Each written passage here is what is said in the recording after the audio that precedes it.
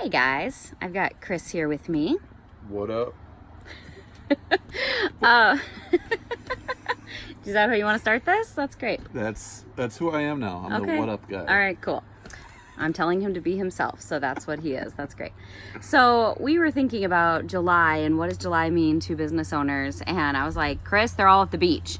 But I do know one thing. If you are a homeschooling parent, I know what you're doing. You're looking at curriculum and you're looking at classes and you're trying to figure out the fall.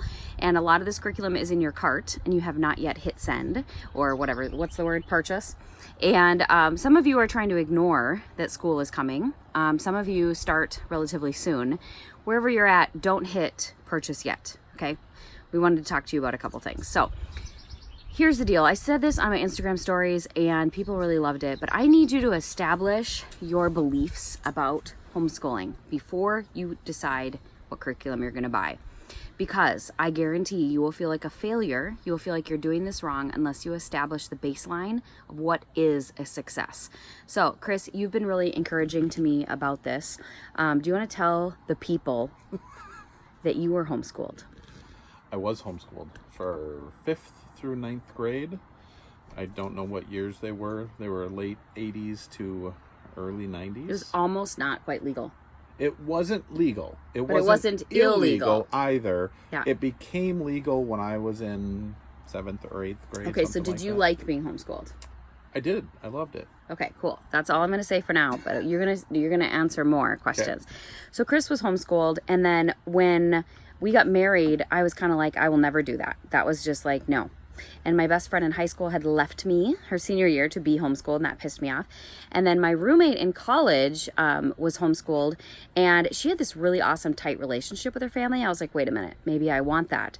But as you can see, God was sort of putting a message through to me because he was like making it everywhere, even though it really wasn't yet popular or anything.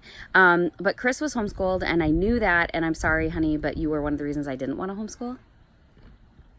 I don't know how to take that. I just thought, oh, he didn't really have any friends. And I thought I didn't want to do that to my kids. I did have friends. But you were with a lot of adults at church a lot because your dad was the pastor. Sure, so I knew how to interact with adults. You're welcome. I know. So I just had a lot of preconceived ideas, but then I started seeing how close families were and how they related to each other. And I had some piano students who came to my house for lessons when the boys were really little. And I saw how close the mom was to her kids. And I was like, wait a minute, I want this. So I did panic, and in preschool, sent Ethan to preschool. Not really panicked, but I was like, well, let's give him a try and see if he likes it. And he was like, meh, could take it or leave it. He thought it was pretty stupid. And so I was like, this is dumb. This is a lot of driving. Chris was working all the time, and I was having to pack up all these little kids and go drive them to preschool, pick them up. I'm like, this is a complete waste of time. So Chris, do you remember those years at all? Because you were pretty encouraging, and you were all in for me homeschooling, weren't you? I was all in for homeschooling. I love homeschooling. I love the concept of it, and I knew that it would be what was best for our kids. But we don't homeschool the way you were homeschooled. No. So do you want to tell them a little bit about like how you did curriculum? Yeah, I mean, we did. This was back way before the internet. This was, pretty old. Mails. You had to like mail away for your books, like in a catalog. Yep. The first year we did it, we actually partnered with a Christian school somewhere in Illinois, Indiana, something like that. And I literally had to mail my tests into them and all sorts of crazy stuff. Then after that, we decided to just purchase the books independently. So we went to the publishers, Abeka and Bob Jones and who's the math people? Saxon Math. So we just purchased the books directly from the publishers, and then I literally did the books from September. My goal was always to be done. I was always done with school by the middle of May. He created a spreadsheet and would just write out the worksheet pages and just get them done. Oh, you didn't create the spreadsheet? I did not. My mother did. Well, we know the type of people he came from because spreadsheets are their love language. And that's all good. That's all great. That is not how we do school. No, not at all. No. So if you're familiar at all with the term unschooling, that's what we do. Now, it was a long process to get there. I would say when Ethan started in kindergarten, I bought the little books and I was all excited and I thought we're going to do finger paints and we're going to have so much fun. Exactly. Chris is laughing because Ethan was like, no, we're not doing finger paints. And he would spend about a half an hour at the kitchen table and he'd be like, are we done now? Can I go play?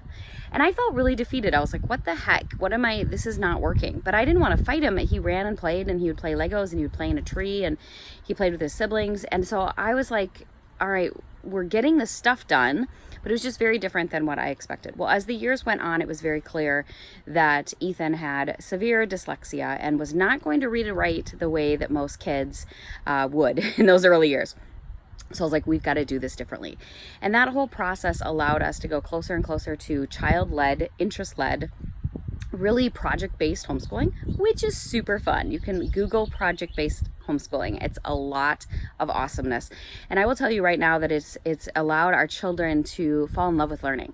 And no, not fall in love with like biology or geometry, but just learning, whatever it might be. They might be super enthralled when they were younger with grasshoppers or butterflies. And now it might be politics. It might be religion. It might be theater. It might be art. It could be all kinds of things that they go down a deep hole, learning, researching. And I don't really have to push very much. They do it on their own, which win-win, right? Because it does allow me to have a company. It allows me to work because they are very, very self-motivated. Is there anything you want to say about all of this, Chris? Yeah, of course.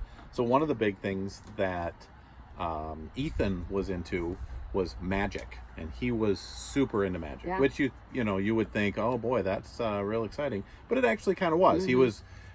He was getting very, very good. But he didn't just stop with the magic. He got into like the psychology of why this would work, and not just memorizing the trick to memorize the trick.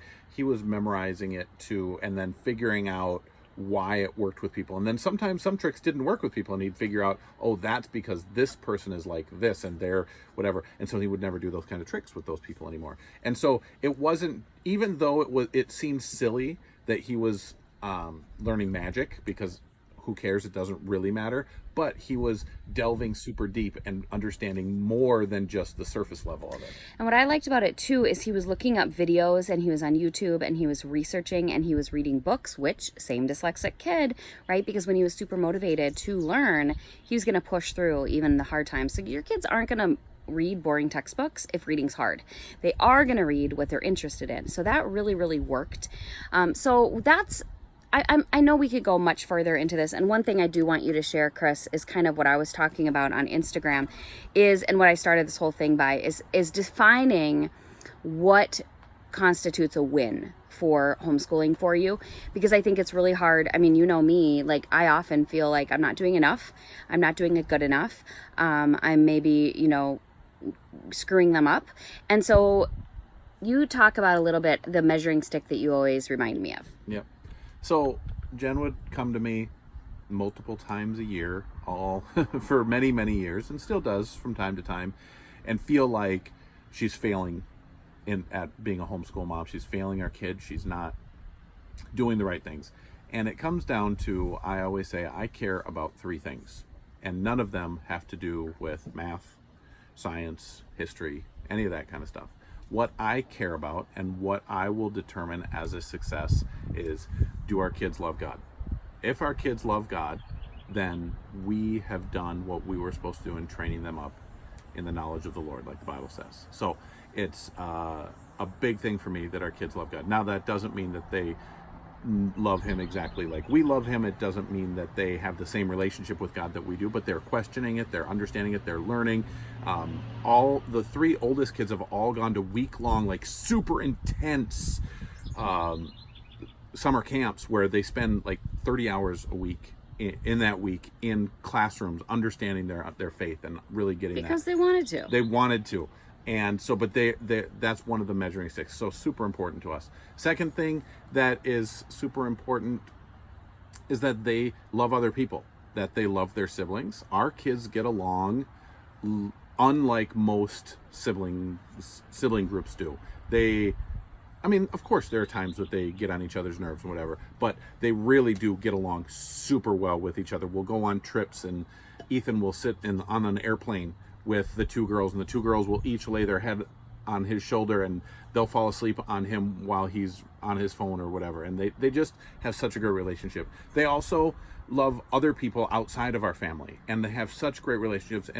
And when it's outside of our family, what it comes down to is I want them to respect their elders, respect people that are older than them, and then I want them to love the other kids that are their age and younger.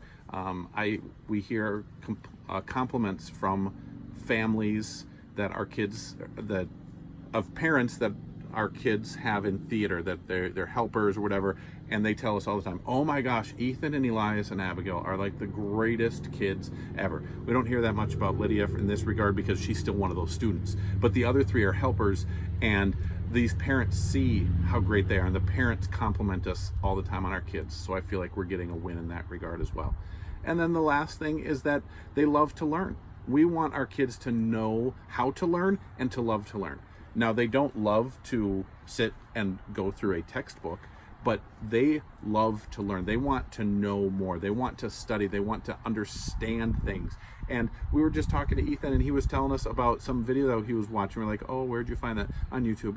What was that? It was a college lecture. What 18-year-old kid not in college wants to listen to college lectures? He wants to learn.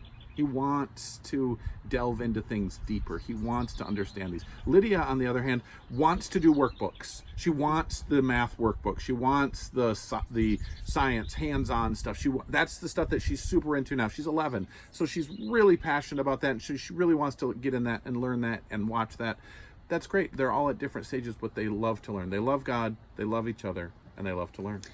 Yeah, and I mean, this is not going to be a public school bashing session, but I will say that these things are unique. I knew that if we homeschooled, these are the things that we could accomplish because we're with our kids all the time and we're actually mentoring them one-on-one.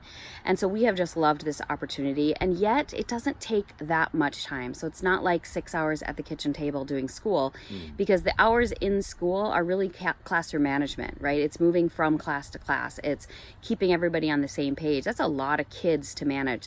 So it's really time efficient, which allows us to work and grow our company as well.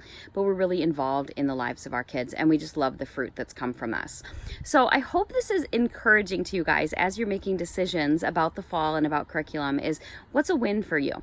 Why are you doing this? Why are you homeschooling? And as you go through the year and just deal with parenting stuff, because all parenting is challenging, what can you come back to? And what can you say, okay, we know we're on the right path because XYZ, or we need to make some changes because of XYZ. And really deciding this with your spouse is super important, because most homeschooling families, like me, the mom's driving the whole thing, right? It's just kind of our thing. But that's why even more that Chris needs to be the one who's reminding me the why behind it, because I get lost in the details of it, and I can feel like, maybe they'd be better off in school, or maybe they'd be better off with a different mom, or whatever it is, right? And Chris kind of has that level head. So make sure that you're on the same page together. So I hope this was really helpful. I hope that you guys just let us know some feedback. There's so much more I could talk about, Chris. Like, we have just skimmed the surface. So let us know if you want any more other topics or anything we can help point you towards resources or anything, because we graduated one, woot, woot, so I feel like I could I'm at least qualified. And he is heading off to college. He's headed to college. Dyslexic boy That's that right. did not really want to do school, that just wanted to play, but that has learned all along the way, is headed to college. He's going to college because he loves learning, and so I feel like I did something right. So that's pretty awesome, pretty exciting, and honestly, I mean, let's not say the college is something right. We don't think our kids have to go to college, which is a whole nother topic. That's the next video. That's the next video? Okay, maybe. So, but it does at least say that we crossed the finish line. So, all right, you guys, we'll talk to you later. Have a great week. Bye.